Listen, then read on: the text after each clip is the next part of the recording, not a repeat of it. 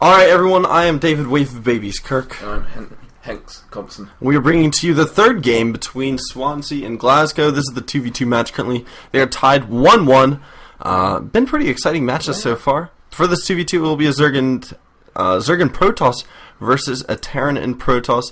Aid spawning here as the orange Protoss in the bottom left hand. Elysium, I think. Elysium. Spawning as the green Zerg in the bottom right hand. In the top right hand is Pupsac as the purple Protoss.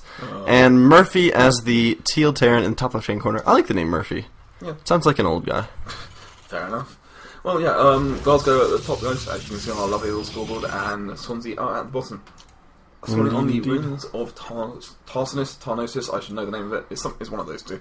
A 2v2 map with shared bases. Indeed. So it tends to favour Terran and Protoss over Terran and Zerg, because they can basically just build a huge death ball and push their way across the map. But we should see what these two teams have in store. 2v2s have a lot of openings that you can choose to throw at your opponent. They do.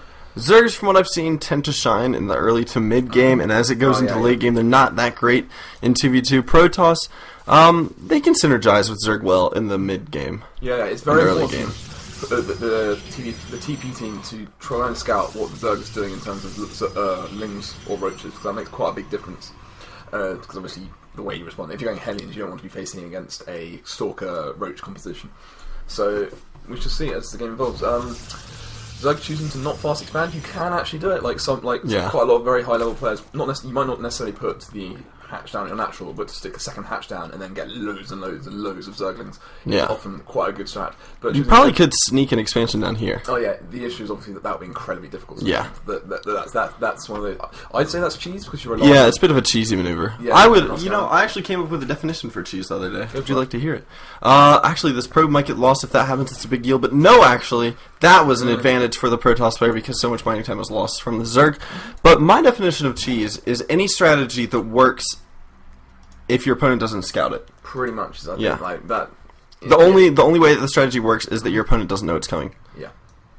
That's my definition of cheese. Oh, true. There's a difference between that and a sort of coin flip, where you're basically betting on your opponent doing something and then not doing it or not responding accordingly. Yeah. So yeah, there is a slight difference. Yeah, I didn't spot many differences between the way. Oh, hang on, actually.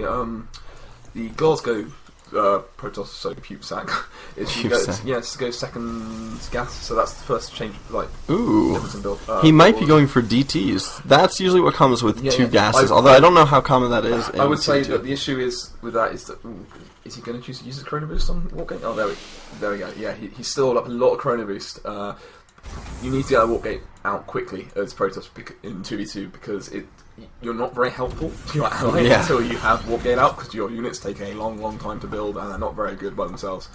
But they've walled all successfully, so these Zerglings aren't going to be able to do a lot. Whoa, going Robo there One Gate first. Robo. This can be quite effective actually. Okay. Immortals can shut down Roaches and Stalkers really effectively, and so he's saved a lot of Chrono Boost to be able to use on both of them. Whether Swansea scouted that or not, it's not quite sure. Swansea choosing to expand, which I'm not. Well, yeah, he kind of has to now, having gone Lings. But ooh, wow, really fast Lair as well.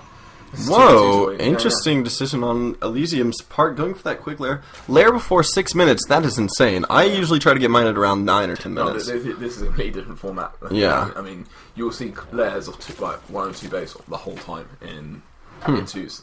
There's no you know how occasionally Zerg will get a third base or take the third base as they get in 1v1. That just doesn't happen. Throwing down some Glasgow. It's Glasgow, isn't it? Yep. Throwing down some more gateways. So we're going to get started with a 3 gates plus Robo, and then what looks like quite a developed build by the Glasgow region Terran player as well. He's got second racks on the way and is going for Starport. So probably we're looking to get. He's getting a reactor. What do you think he's going to be doing with this? Do you think he's going to be going Hellions or Medivacs? I would assume Hellions because. Looks like the Swansea Protoss. Is he going for? Yeah, he's going for a high gateway count. 1 Robo. I don't know. Hellions would be good. Medevac should also be quite helpful. In terms of it's simple. Put it this way: the Hellions, they do well against the Lings, and they're good in harass. More so, I'd say, than bar units are. Yeah. I'm interested to see what he tries to choose to do with them. I think he's switching attack. I think he's switching them over. Yeah, he is switching them over. So he's looking to put out Dull Medevacs. It seems a bit early to do it before you're expanding, though. That I'd like to have seen him put down orbital command to get the second mule out, even if you're not necessarily going to put it down on the low ground just straight away, because it just feels, well, he can only actually he's only got enough resources to make one medevac at the time. Like, the build order feels a bit not well thought out. Yeah. I mean, you don't need that reactor if you can't afford it. Yeah, it's not that smooth of a build order. It might just be something that he's coming up with on the spot. It just hasn't refined, and he's also supply blocked right now. Yeah, so Glasgow, putting down, going for Robo Bay as well. So Colossus could be on the way.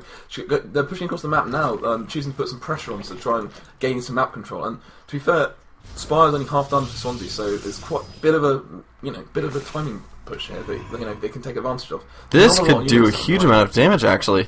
The sentry doesn't have enough to wall off. Lots of Lings coming in here, but not enough. Where are the Lings, to be honest? Like, oh my god, so much damage coming out. So many more units for Glasgow than for Swansea, and it's looking like Glasgow's going to be in a great place. Yeah. Like, the point of getting the fast layer, well, not the fast layer, rather, the hatchery. The fast hatchery, then you get loads of Lings, you can defend this sort of aggression, but this is going to go down, and all those workers are just going to be lost. It looks like he was trying to go for mutas. He was trying to go for mutas. It's just not a good choice to go for mutas off of 2 base unless your opponent has enough to help you defend. Yeah, it's not, like, you do it off 2 base in, like, 2 minutes time. Yeah. Like, not now, and there's not enough stuff, and it's fighting so much, there's no go. Just look at that firepower that this Glasgow team has, and yeah, the Immortals can get sniped down, 1 shot, 2 shot, bang! So much damage coming from the Glasgow team. It looks like Glasgow should be able to take this game. Swansea will be down 1 game. Some Lings come over, but isn't enough. There's the GG coming out of the Protoss player. There's the GG coming out from everyone else. So nicely played by the Glasgow team. They do go up 2-1 against Swansea. I have to say though, it's quite a cool timing attack, but at the same time, it's more because Glasgow didn't go about the right way defending it. Yeah. I mean, like, that was the issue. I mean, they should have known that something was coming because they'd be on 2 base so long. Like, I'm pretty sure, they had one of the expansions scouted. Like, they had this, they had that sort of mid-area control for a lot of time until Glasgow pushed out, and they knew the expansion on the right hadn't been taken. So they knew the position they were in, and to not have enough Lings on the way, it was just... It is a bit weird. I don't know. I don't like the way that Swansea played it. But that is it for the 3rd game, guys. Please stick around for the next one if you're watching this live. And if you're not watching this live, go ahead and just watch the next video. Indeed. So we will be back in just a second.